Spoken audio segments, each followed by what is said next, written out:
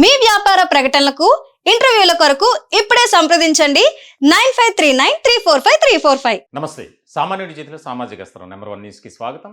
నేను రవీంద్ర. ఆంధ్రప్రదేశ్లో మహిళలు ముఖ్యంగా ఎప్పుడా ఎప్పుడా అని ఎదురు చూస్తున్నటువంటి ఒక స్కీమ్, ఆర్టీసీ బస్సుల్లో ఉచితంగా ప్రయాణం చేయొచ్చు మహిళలంతా, రాష్ట్ర వ్యాప్తంగా చేయొచ్చని మొదట ప్రకటించారు. అయితే దానికి సంబంధించి చాలా కీలకమైనటువంటి మార్పులు, అప్డేట్స్.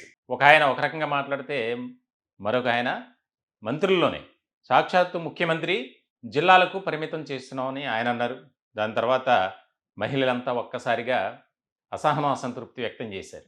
దానికి సంబంధించి కూడా మేము 2 వీడియోలు కూడా చేసాం. ఆయన అలా మాట్లాడితే అచ్చెన్నాయుడు ఇలా మాట్లాడుతున్నారు, అక్కడ ఇలా ఉంటే ఇక్కడ ఎందుకు అని చెప్పి వీడియోస్ కూడా చేయడం జరిగింది. అంటే రాష్ట్రంలో ఉన్నటువంటి మహిళలు వారి యొక్క భావన ఏ విధంగా ఉన్నది అనేది మేము ప్రభుత్వం దృష్టికి తీసుకెళ్ళటం జరిగింది. ఇటువంటి క్రమంలో ఒక కీలకమైనటువంటి అప్డేట్ ఏంటంటే, రాష్ట్ర వ్యాప్తంగా ఈ యొక్క అధికారంలోకి రాకముందు టీడీపీ చేసినటువంటి ముఖ్యంగా కూటమి సూపర్ 6లో ఏదైతే ఉందో ఆ పథకం, రాష్ట్ర వ్యాప్తంగా మహిళలందరికీ ఉచితంగా బస్సుల్లో ప్రయాణం చేయవచ్చు అనేది అధికారంలోకి రాగానే దాదాపుగా ఎప్పుడా అని ఎదురు చూశారు అంతా మహిళలు ప్రధానంగా. ఇలాంటి సందర్భంలో వాయిదా పడుతూ వచ్చింది. దసరా అన్నారు, సంక్రాంతి అన్నారు, రకరకాలుగా ఫెస్టివల్స్ దాటుతూ వస్తున్నాయి. కానీ దానికి సంబంధించి ఎక్కడా కూడా అంకురార్పణ అనేది జరగల. స్టడీ చేయడానికి ఒక టీం ప్రభుత్వం నుంచి, అలాగే రవాణా శాఖ నుంచి కొంతమంది కీలకమైనటువంటి వ్యక్తులు తెలంగాణ అలాగే కర్ణాటక ఈ 2 రాష్ట్రాల్లో పర్యటించి స్టడీ చేసి వచ్చారు.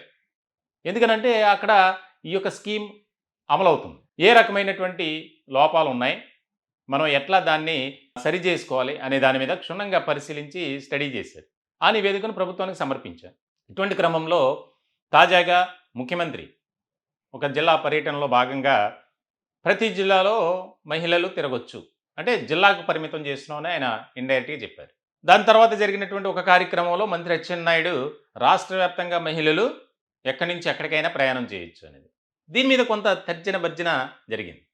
ఇటువంటి క్రమంలో ఒక క్లారిటీ అనేది ఇప్పటికి దొరికింది. అదేంటంటే, రాష్ట్ర వ్యాప్తంగా మహిళలు ఎక్కడి నుంచి ఎక్కడికైనా ప్రయాణం చేయొచ్చు ఉచితంగా.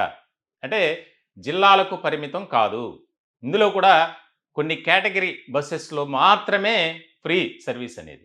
పక్క రాష్ట్రాల్లో కూడా అలాగే ఉంది, తెలంగాణ కానీ కర్ణాటకలో కానీ. ముఖ్యంగా ఏదైతే డీలక్స్ కానీ, పల్లె వెలుగు కానీ, ఆల్ట్రా పల్లె వెలుగు కానీ, మెట్రో కానీ, సిటీ బస్సు ఇట్లా కొన్నిటిని సెలెక్ట్ చేశారు. దీనికి సంబంధించి ఆగస్టు 15వ తేదీన దీనికి ప్రారంభోత్సవం చేయబోతుంది ప్రభుత్వం. చాలా కీలకమైనటువంటి అప్డేట్ ఇది. ఎందుకనంటే ఇప్పటి వరకు ఒక రకమైనటువంటి అయోమయం ఉంది, గందరగోళ పరిస్థితులు ఉన్నటువంటి తరుణంలో దీనికి సంబంధించి ముఖ్యమైనటువంటి అధికారులు దీనిపై ఒక క్లారిటీ ఇచ్చారు. అయితే ఇప్పుడు ముఖ్యమైనటువంటి సమస్య ఏంటంటే, ఈ మహిళలు తెలంగాణలో చూస్తే కనుక ప్రారంభమైనటువంటి ఒక వారం రోజుల్లో ప్రతిరోజు 30 లక్షల మంది మహిళలు సగటున ప్రయాణం చేసేవాళ్ళు. దానికి బస్సులు సరిపోయేవి కాదు. అలాగే మహిళా ప్రయాణికుల వల్ల పురుషులు చాలా ఇబ్బందులు పడ్డారు.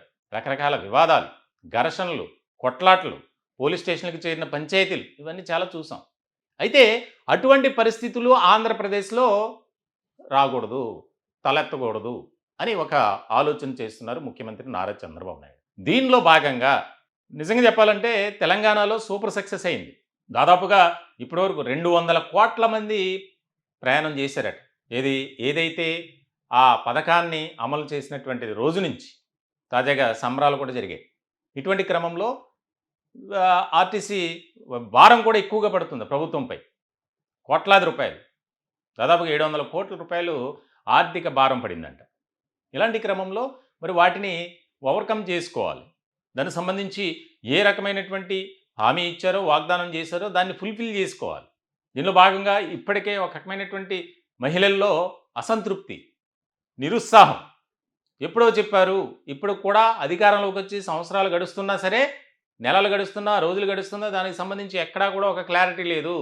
పండుగలు వస్తున్నాయి, వెళ్తున్నాయి, వీరు మాత్రం నెక్స్ట్ పండుగ అంటున్నారు. ఇప్పుడు ఆగస్టు 15 కూడా చేస్తారా లేదా అనే డౌట్ ఉంది. ఎందుకంటే ముందు అలా జరిగింది కాబట్టి. అయితే 15 అయితే ఖచ్చితంగా చేస్తున్నారులేండి. ఇలాంటి తరుణంలో ఈ యొక్క 5 కేటగిరీల బస్సుల్లో ఉచితంగా ప్రయాణం చేయవచ్చు.